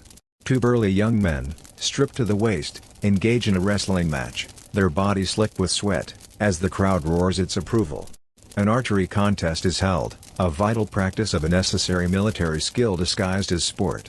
But the main event is a game of mob football. The ball is an inflated pig's bladder. The goals are 2 trees at opposite ends of the green. The rules are practically non-existent. It is a chaotic, sprawling, and often violent melee of 2 teams trying to force the bladder to their opponent's goal by any means necessary. As dusk begins to settle, casting long, golden shadows across the green, the climax of the festival approaches. The great pyramid of wood is lit. The midsummer bonfire. A pillar of flame roars into the twilight sky, sending sparks dancing towards the first stars. The crowd gathers around it, their faces bathed in the warm, flickering light. The fire is a Christian symbol, celebrating St. John, who was called a burning and shining light. But its roots go much deeper, into the soil of a forgotten, pre-Christian past. Anthropologists and historians debate the extent to which medieval peasants were aware of the pagan origins of their folk traditions. Was this a conscious echo of ancient solstice rituals designed to strengthen the sun and drive away evil spirits, or had its original meaning been completely forgotten, replaced by a simple, unquestioning tradition? Looking at the mesmerized faces around you, you suspect the answer is the latter. It is simply what is done. There were other, stranger beliefs associated with this night. In some places, it was believed that if you sat in the church porch on St. John's Eve, you would see the spirits of all the parishioners who were destined to die in the coming year pass by. It was a night when the veil between worlds was thin, a time of both celebration and deep superstition. The fire burns, the ale flows, and the stories and songs get louder. The social barriers have all but melted away in the heat and the haze of drink. You find yourself sharing a cup of ale with the very man, Thomas, who had offered to smear your infected hand with his spit and cobwebs. He is no longer a grim peasant, but a laughing man with a story to tell, even if you can't understand the words. You stay until the fire has burned down to a huge, glowing bed of embers and the crowd has thinned to a few hardy souls singing mournful songs. You make your way back to the barn, your head light with ale, your heart full of a strange, warm feeling. It's the feeling of belonging. The night is not cold. The world, for once, feels gentle. You collapse into the straw, the sounds of distant laughter lulling you towards a deep and dreamless sleep. You know this feeling is temporary, a brief, shining moment of reprieve. But you also understand, with a new clarity, that these festivals are not just fun. They are essential. They are the sacred pauses, the moments of collective joy, that make the crushing hardship of the rest of the year survivable. The morning after the festival is a world of quiet suffering. A collective, village-wide hangover has descended, leaving the air thick with silence and regret. The reeve, looking no healthier than anyone else, rousts the workers with a gravelly voice, and the slow, painful trudge back to the fields begins. The memory of the bonfire's warmth and the taste of strong ale already feels like a distant, half-remembered dream. The world shrinks back to its normal dimensions, the sky above, the mud below, and the endless, monotonous work in between. The brief illusion of community has vanished, and the old hierarchies reassert themselves with the rising of the sun. Life settles back into its relentless rhythm. Weeks pass. The sun reaches the height of its power, beating down on your back as you weed the long rows of flourishing crops. The work is hard, but your body is hard now, too. One morning, the reeve approaches you and two other men. There is a special task today. Not in the fields, but at the manor house. The Lord has taken a large delivery of supplies, barrels of wine, sacks of salt, and firewood for the kitchens, and it all needs to be moved from the carts in the courtyard into the castle's storerooms. It is heavy, mindless work, perfect for the village's most expendable laborers. For the first time, you are going to pass through the gates of the place that looms over your entire existence. You walk up the low hill toward the fortified manor house. From the village, it looks like a single, imposing block of stone. Up close, you can see it is a more complex and intelligent beast. A deep, dry ditch has been dug around the entire structure, a simple but effective obstacle. The main building sits within a high curtain wall, patrolled by a single, bored-looking guard. The entrance is a formidable gatehouse, with a heavy, iron-strapped wooden door and narrow vertical slits, arrow loops, on either side. It is not designed to be welcoming. It is designed, very specifically, to kill people who try to enter without permission. Military historians and archaeologists debate the true defensive capabilities of smaller castles like this. Were they genuine military strongholds, or primarily status symbols designed to intimidate the local peasantry? Looking up at the gatehouse, you feel it is very effective at doing both. The reeve exchanges a few words with the guard, and the heavy door groans open. You are led into the courtyard, or bailey. It is not the romantic, grassy lawn of your imagination. It is a busy, noisy, and muddy workspace. To one side are the stables, the smell of horses and hay mingling with the sharp tang of the blacksmith's forge next to it. Chickens scratch in the dirt near a large stone well. A handful of men-at-arms, the Lord's personal soldiers, are practicing sword drills in a corner, their movements clumsy but earnest. This is not a home in the way you understand it.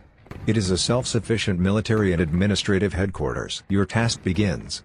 You heave heavy sacks of salt from a cart and follow another servant towards the main building, the keep itself. You pass through an arched doorway and find yourself in the Great Hall. The sheer scale of the room makes you stop and stare. The ceiling is a dark, smoky cavern of thick oak beams, so high you can barely see it. The walls are bare, cold stone, hung here and there with faded tapestries depicting hunting scenes. They are not just for decoration, you realize, but a futile attempt to block the perpetual drafts that snake through the hall. Despite a huge fire roaring in a central hearth, the room is chilly. The floor is paved with stone flags, and the rushes strewn over them are filthy, mixed with gnawed-on bones tossed to the dogs that roam freely through the hall. The air smells of wood smoke, old grease, wet dogs, and the sour scent of spilled ale. This is the center of the Lord's world, and it has none of the comfort or elegance you might have imagined. It is a public, functional, and deeply uncomfortable space. This single room is the heart of the castle. It is where the Lord conducts his business, where he meets with the reeve, where he dispenses justice. It is where the entire household, from his own family down to the lowest kitchen servant, eats together. And at night, after the trestle tables are cleared, it is where many of the household servants and men-at-arms would sleep, rolled up in blankets on the rush-strewn floor. You catch a glimpse of the Lord's family. They are seated on a raised platform, or dais, at the far end of the hall, separating them from the common space. The Lord, his lady, and their 2 children are like figures from another reality. Their clothes are brightly dyed in deep reds and blues, fabrics and colors you never see in the village.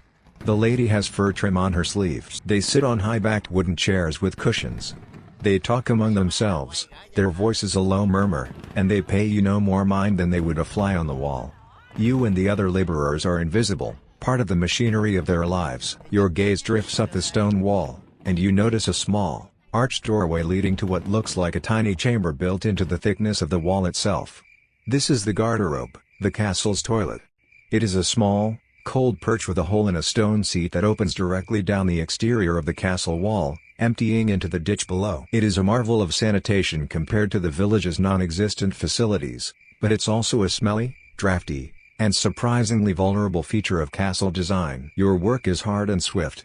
You haul firewood to the kitchens, a hot, smoky, and chaotic place full of shouting cooks and scurrying servants. You move barrels into the cold, dark storerooms in the cellar. The whole time, you are watched. You are not allowed to wander or linger. Your presence is a temporary necessity, and once your task is complete, you are quickly and efficiently escorted back out into the bailey. The great wooden door of the gatehouse closes behind you with a definitive thud. You are back outside, walking down the hill towards the familiar cluster of huts and fields.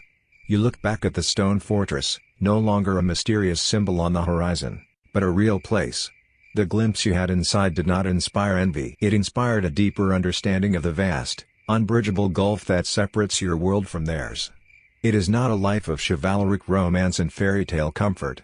It is a life of cold, drafty, public formality, a life lived inside a machine built for defense and for rule.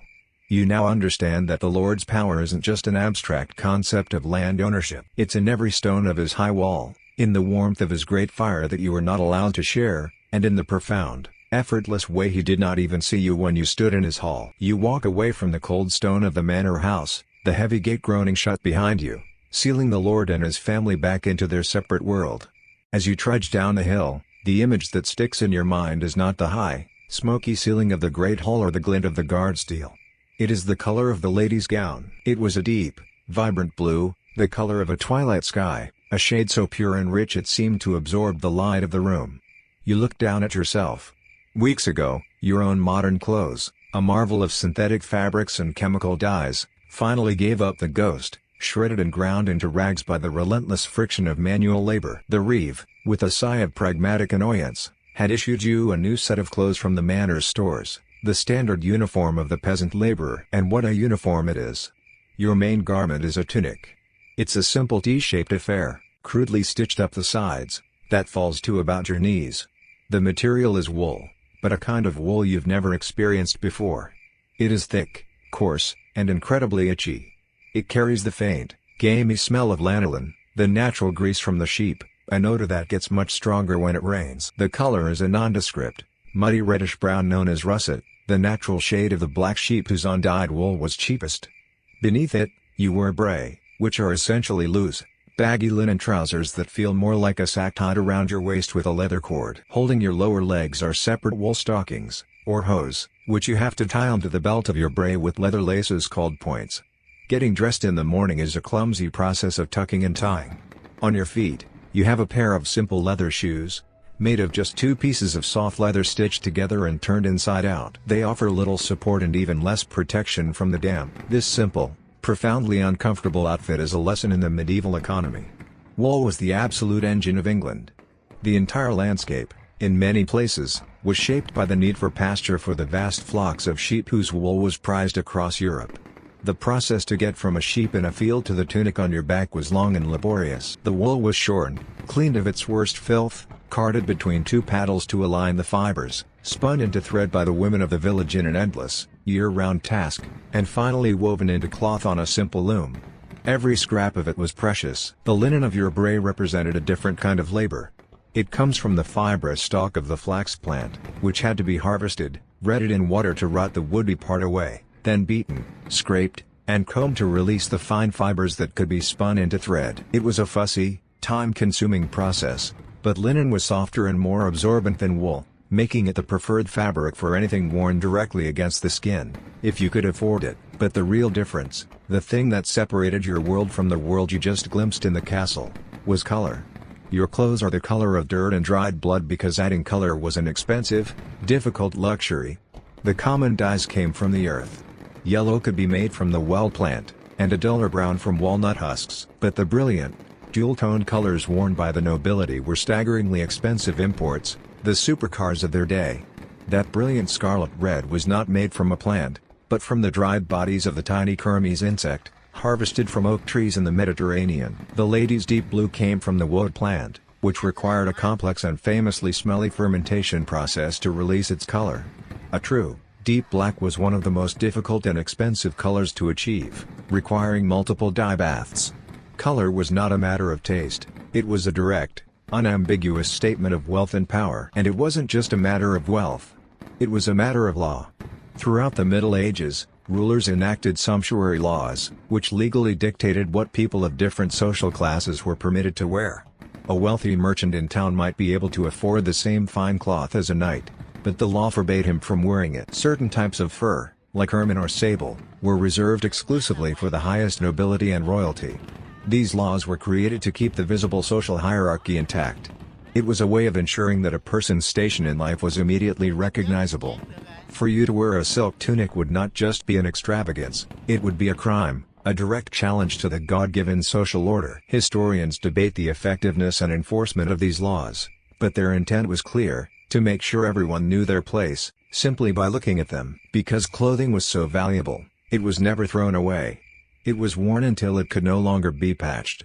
In the evenings, you see women sewing by the dim light of a candle or the fire, mending a tear in a sleeve, patching a hole at the knee. A good tunic could be expected to last for years, passed down from a father to a son, becoming thinner and softer with every passing season until it finally disintegrated and its last useful scraps were used for cleaning rags. You tug at the itchy wool of your sleeve and look down at your drab, graceless uniform. You finally understand that it is not just clothing. It is a cage. It is a label that declares your status to the world. It dictates where you can go, what you can do, and how you will be treated. The Lord's finery and your filthy tunic are two sides of the same coin, two pieces of a social puzzle that fit together perfectly to create a single, unchangeable picture of power. In this world, you don't simply get dressed in the morning.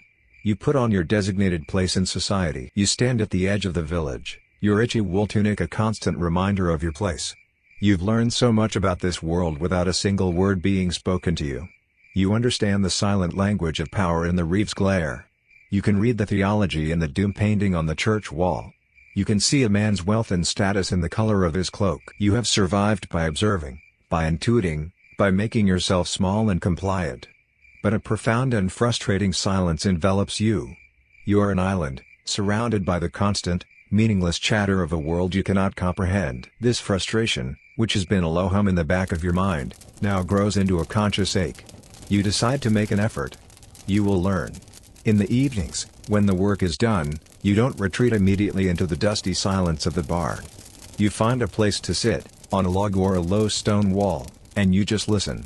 You try to unravel the knot of sound that is the villager's speech. The first thing you realize is that this is not the English of Chaucer or Shakespeare you may have read. There is none of the lilting, courtly poetry you might associate with the era. This is something older, rougher, more grounded in the damp English soil. It's a guttural language, full of hard consonants and rolled R's that sound more Germanic than modern English. You hear them speak of a night, and they pronounce the K, a hard K nicht.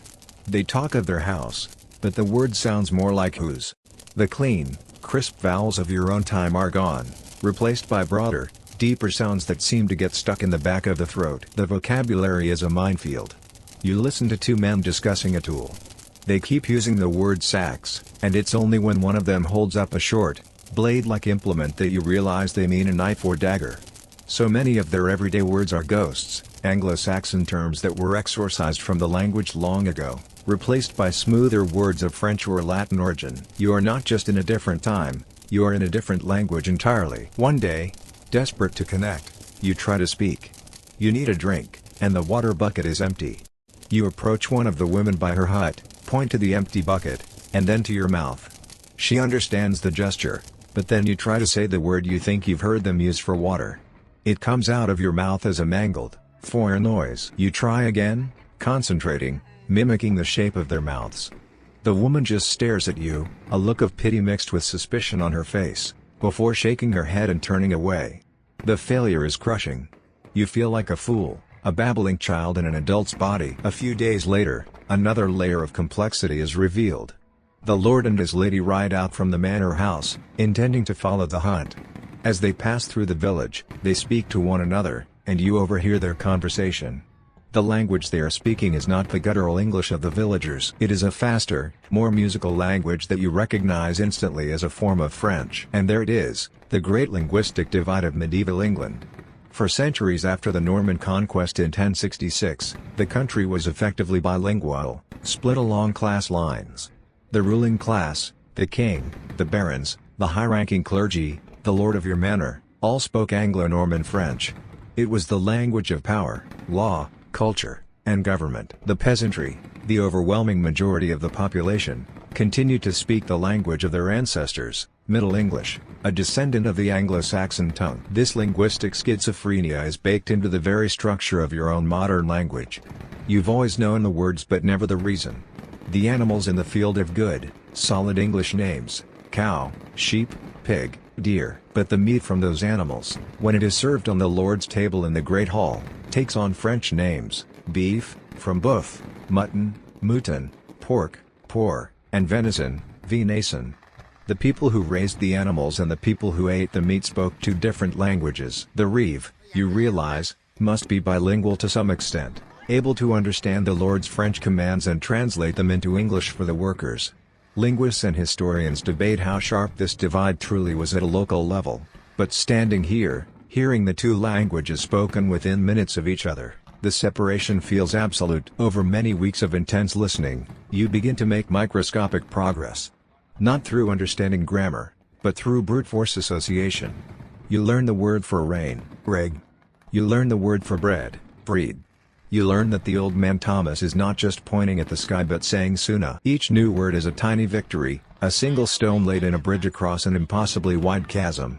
One afternoon, when your leather shoelace snaps, you are able to point to it and stammer the word you've heard others use, point, and the man working beside you understands and hands you a spare. The tiny, successful transaction feels like a monumental achievement. But with this fledgling understanding comes a more profound and desperate realization. Even if you could become fluent, even if you could master their vocabulary and pronunciation, you could never truly communicate. How would you explain where you are from? There is no word for computer, for electricity, for photograph or automobile. There is no concept of a germ, a planet, or a democracy. Your entire life, your education, your identity, it's all built upon a foundation of concepts and words that do not exist here. Your past is untranslatable. You sit on the edge of the sleeping village, the soft, alien sounds of their evening conversations washing over you. You are beginning to recognize the patterns, the cadence, the emotional tone. But you know now that the silence that surrounds you is not something that can be broken simply by learning a new language. It's the silence of a different reality. You are a ghost from the future, And your story is a tale that can never be told. This barrier, more than any law or social custom, is what truly and completely defines your isolation. You sit in the growing dark. The incomprehensible murmur of the villager's voice is a stark reminder of your utter isolation. The silence has become a physical weight, a pressure inside your skull.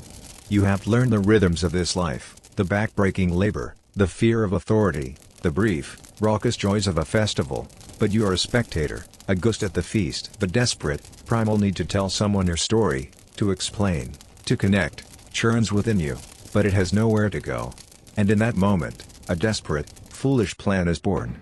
You cannot stay here. You will leave. You don't know where you will go.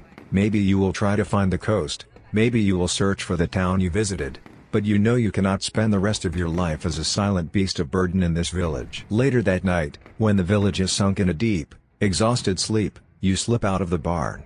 Every rustle of the straw sounds like a thunderclap. You move like a phantom through the familiar paths, past the dark, silent shapes of the huts. You are terrified. To be a masterless man was a crime, but to be a runaway laborer, a serf in their eyes, was worse. If caught, you could be branded with a hot iron, whipped, or have your ears cropped as a permanent mark of your flight. But the fear of staying has finally become greater than the fear of leaving. You reach the edge of the village and melt into the darkness, your heart pounding a frantic rhythm against your ribs. You walk for hours under the cold light of the moon, eventually finding what you recognize as a major track. This is the King's Road. But the name is a wild exaggeration. It is not a road in any modern sense. It is a wide, dirt highway, scarred with ruts so deep they could swallow a man's leg, and churned in many places into a thick, sticky mud. There is no paving, no neat gravel, no hint of central maintenance. It is less a piece of engineering and more a long, permanent scar on the landscape, a right-of-way worn down by centuries of plodding feet, hooves, and wooden wheels. As the sun rises, your journey begins in earnest, and you quickly discover that freedom is just another word for total, terrifying vulnerability. Your first challenge is navigation. The road, which seemed so clear at first, begins to fork and splinter without warning or explanation. There are no signposts. One path veers off towards a distant plume of smoke, another dwindles into a marsh. You have no map, no compass, only the position of the sun and the sky. You make a choice at a crossroads, a pure guess, and walk for an hour only to find the track narrowing and finally disappearing into the tangled undergrowth of a dark wood. You are forced to backtrack, your heart sinking with the wasted time and energy. Then the weather turns. The gray sky, which had been passive and threatening, opens up. A cold, driving rain begins to fall, soaking you to the skin within minutes. Your wool tunic, which was merely itchy when dry, becomes a heavy, sodden blanket that saps the warmth from your body. The road transforms into a slick, treacherous river of mud. Every step is a struggle, the mud sucking at your flimsy leather shoes. You abandon the road and huddle under the inadequate shelter of a large oak tree, shivering, miserable, watching the landscape dissolve into a watery blur. Hours pass. The rain subsides, leaving you chilled and demoralized. You press on, your stomach aching with hunger. There are no friendly inns, no shops. The road is an empty corridor through a vast, unpopulated wilderness. You chew on some leaves you hope aren't poisonous and drink from a fast-flowing stream, praying it isn't tainted. You see a few other travelers, and each encounter is a moment of high tension. A group of stern-faced pilgrims, their eyes fixed on the horizon, pass you without a word. Later, a wealthy merchant on a fine horse, flanked by two burly guards with swords at their hips, looks you over with contempt and suspicion before spurring his mount on. To him, you are not a fellow traveler, you are part of the danger, a potential beggar or thief. And the threat of thieves is very real. The great forests that press in on either side of the road are lawless places. They are home to outlaws, men who live outside the protection of the law and are therefore subject to none of its constraints. The romantic image of a noble Robin Hood is a fantasy, the reality was desperate, violent man who would kill you for the clothes on your back or the half-eaten loaf of bread in your sack. You become acutely aware of a law you now understand the reason for. In some stretches, the trees and brush have been cleared for 100 feet on either side of the road, a legal requirement for landowners to reduce the number of places an outlaw could launch an ambush. But in other sections, the forest crowds right up to the track, and every shadow, every snapping twig, sends a jolt of pure adrenaline through you. As dusk begins to fall on your second day, you are utterly lost. The road has become a faint track through a dense, menacing wood. You hear voices ahead, and see the flicker of a campfire through the trees. Your blood runs cold. You dive off the track, scrambling into a thicket of thorns, your heart hammering against your ribs. You peer through the leaves. You see 3 men, bearded and dressed in rough animal skins, huddled around a fire, roasting a rabbit on a spit. Are they simple hunters or charcoal burners? Or are they the outlaws of your deepest fears? They laugh, a harsh, rough sound, and you see the glint of a long knife at one man's belt. You don't wait to find out. You back away, slowly, silently, not daring to breathe, until you are a safe distance away. The close call shatters your last vestiges of resolve. This journey was madness. The oppressive, predictable safety of the village now seems like a paradise. The freedom you sought was an illusion. The only freedom out here is the freedom to die of starvation, exposure, or at the hands of a stranger in the woods. You are more alone and more terrified than you have ever been. Night falls completely. You are lost, shivering, and defeated. You find a hollow at the base of an ancient tree and curl up, trying to shield yourself from the wind. The vast, empty darkness of the medieval night presses in on you, full of unknown sounds and imagined threats. You have fled your cage only to find yourself in a much larger, more dangerous one. Your desperate gamble has failed, and as you drift into a fitful, haunted sleep, you have no idea if you will ever find your way back. You wake to a cold, gray dawn, your body curled into a tight ball at the base of the tree. Every muscle aches, a deep, weary pain that has settled into your very bones. The first thought that surfaces in your mind is one of utter, abject failure. Your grand escape has led you here, to a damp patch of leaves in a hostile forest, with nothing to show for it but a hollow stomach and a profound sense of despair. There is nowhere to go. The world ahead is a terrifying unknown, and the world behind is a prison you have just failed to escape, but you cannot stay here. With a groan, you push yourself to your feet. There is only one choice, as humiliating as it is. You must go back. You must try to find your way back to the village, back to the reeve, back to the fields.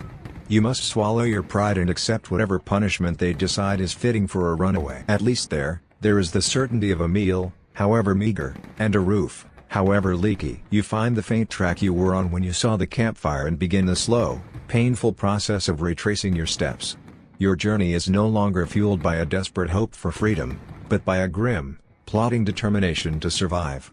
The woods are no longer just a place of fear, but a place of failure. And yet, as the hours pass and the sun climbs higher in the sky, something inside you begins to shift. The panic has subsided, leaving a strange, quiet emptiness in its place. With this quiet, you start to see the world around you not as a series of threats and obstacles, but simply as it is. You notice the intricate, fractal patterns of moss and lichen growing on the northern face of an ancient beech tree. You pause to watch the sunlight filter through the dense canopy, creating shifting patterns of light and shadow on the forest floor. A kestrel hovers motionless in the wind high above a clearing, its concentration absolute, before folding its wings and diving towards some unseen prey. There is a harsh, unyielding beauty to this world, a beauty that you have been too terrified to see until now.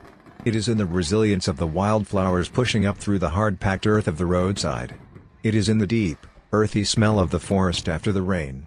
It is in the vast, silent tapestry of the stars you glimpsed through the leaves last night. This world is hard, yes. It is cruel and unforgiving. But it is also profoundly, heartbreakingly real. You think about everything you have witnessed. The shared, rhythmic labor of the harvest that binds a community together.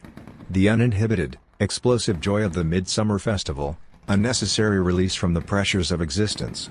The cold, drafty authority of the Lord's Hall and the absolute, terrifying power of the Church's promise of heaven and threat of hell. It is a complete world, a system that functions on a logic of its own, a logic built on faith, fear, and the turning of the seasons.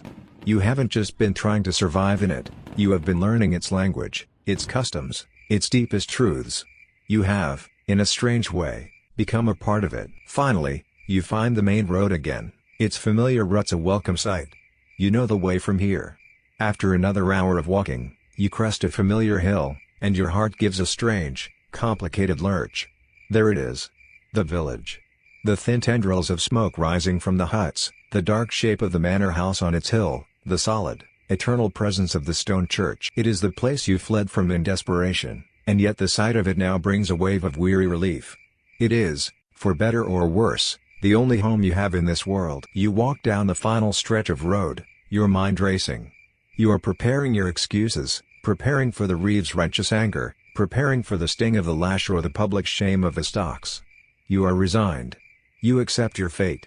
You step off the road and onto the path that leads across the open fields towards the first huts. And then it begins to fade. It is not a violent wrench or a sudden jolt. It is a slow, gentle dissolution, like a dream upon waking. The feeling of the cold, damp air on your skin lessens, replaced by a sense of warmth and softness. The smell of the wet earth and distant wood smoke thins out, dissolving into a familiar, clean scent you can't quite name. The sound of the wind whispering through the grass becomes a low, steady hum. You feel a sense of profound disorientation, a sensory whiplash that leaves you breathless. You are lying on your back. But the ground beneath you is not the cold, unforgiving earth of a medieval field. It is soft.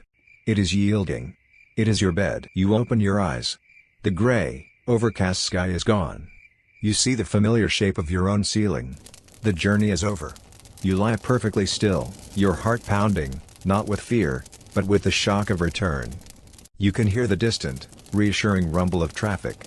You can feel the soft fabric of your own sheets against your skin. You hold up your hands in the dim light. They are pale and clean. The calluses are gone. The faint, silvery scar from the infected cut is nowhere to be seen. Was it real? Was it a dream of impossible length and detail? The memory is so vivid, so visceral, it feels more real than the room you are in now. You can still feel the itch of the wool tunic, taste the gritty pottage, smell the thick, smoky air of the hut. The weight of that other life, that other you, is a tangible presence within you. You have come back, but you have not come back unchanged. You have walked in the footsteps of your ancestors, and the mud of their world still clings to your soul. Now, as your journey through that distant, challenging time comes to a peaceful end, just allow your mind to float on the quiet currents of the present moment. The memory of the cold stone, the itchy wool, and the smoky air can begin to dissolve, like mist in the morning sun. Let the feeling of the hard earth beneath your back be replaced by the soft, steady support of the mattress beneath you now. There is no reeve to fear, no back-breaking labor awaiting you at dawn. There is only the deep, comforting quiet of your own safe space. The anxieties and hardships of that other life belong to the past, a story that has been told, a lesson that has been learned, and you can release it now. Let your body feel heavy, and safe, and deeply, deeply at rest. Your breathing is slow and even, a gentle tide pulling you further and further away from the shores of wakefulness. There is nothing you need to do, nowhere you need to be, except right here, sinking into a calm, effortless sleep. The journey is over. Now, you can just rest. Sweet dreams.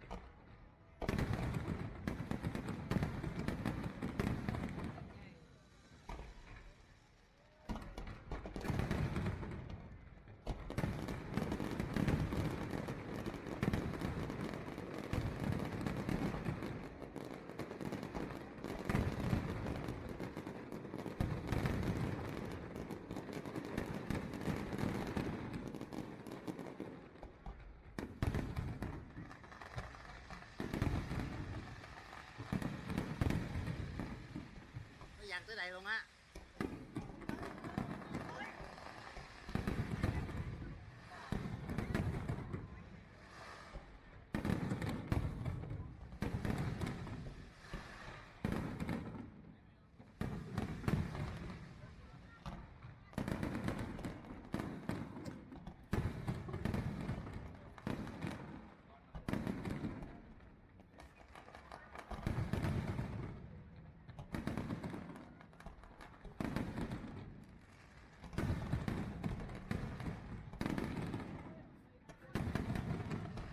lấy máy là quay gỡ cho anh Thịnh. Quay nó có đỏ đâu, không quay nó không có đỏ. Nói xịn kìa chứ nói vậy quay đâu. Thì chớp nhán được rồi.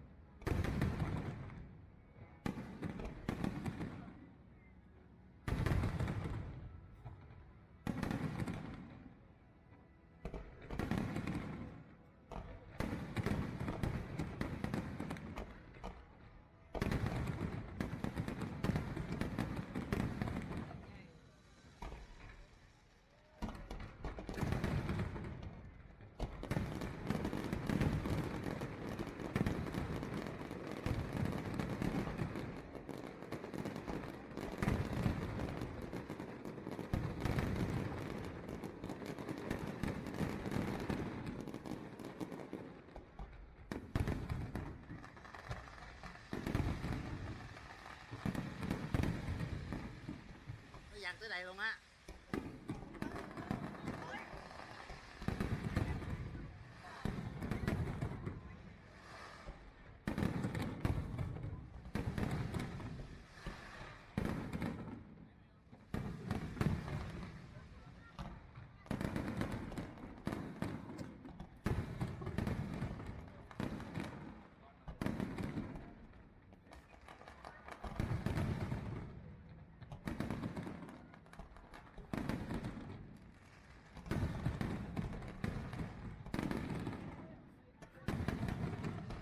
Lấy máy là quay gỡ cho anh Thịnh. Quay nó có đỏ đâu, không quay nó không có đỏ. Nói xịn kìa chứ nói vậy quay đâu. Thì chớp nhán được rồi.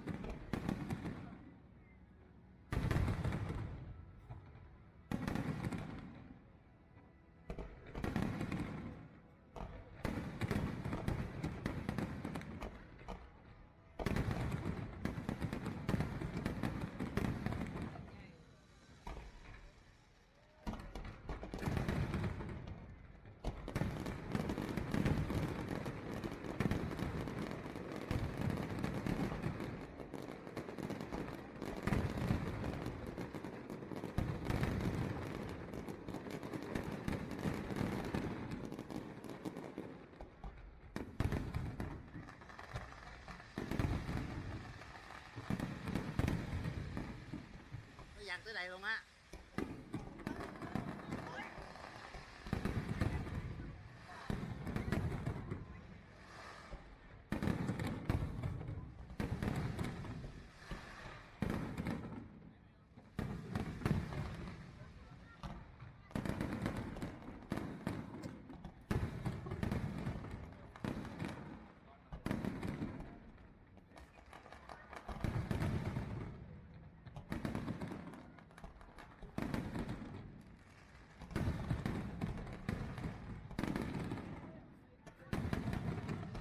Lấy máy là quay gửi cho anh Thịnh. Quay nó có đỏ đâu, không quay như vậy. Không có đỏ. Nói xịn kìa, chứ nói vậy quay đâu. Thì chớp chớp nhán nhán được rồi.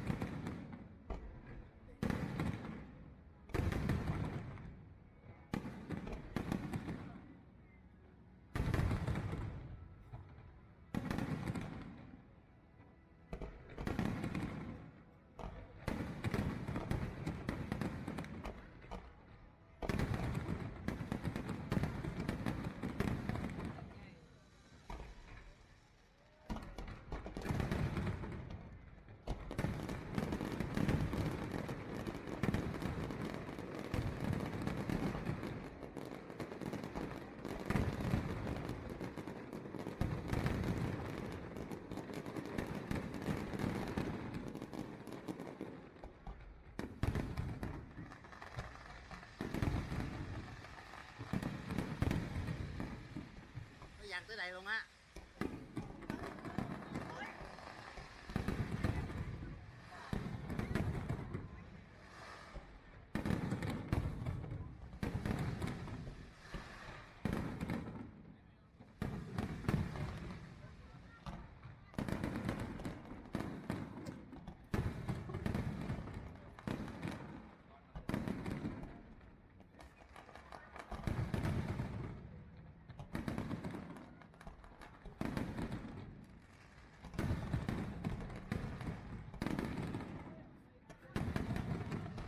Lấy máy là quay gửi cho anh Thịnh.